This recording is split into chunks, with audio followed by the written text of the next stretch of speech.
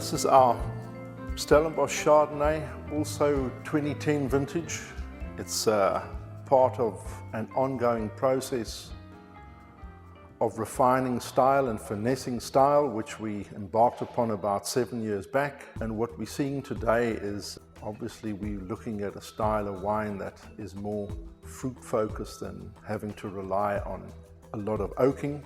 But in this refinement of style, we were also looking at a lot of new elements. And when I say new elements, the ones that made a particular contribution were, and where we're standing today is really ending up with a result where we are taking about a third of the fruit through fermentation in new barrels, but larger ones, 500 liters.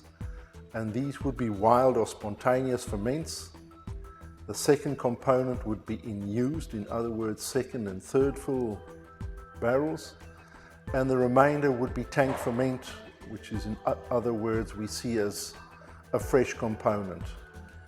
The degree of malolactic fermentation allowed or permitted would depend on vintage, and this would always be a tiny percentage. So we're really looking at a wine that portrays a lot of freshness, a lot of good fruit, sort of very tightly focused wine that revolves around limes, lemons, sort of hints of melon and so forth, and never, as I said, a particular emphasis on dominant oaking. So the wine will always have a very fine, very refined palate, showing a lot of restraint, good minerality, and obviously something with line and length. Enjoy.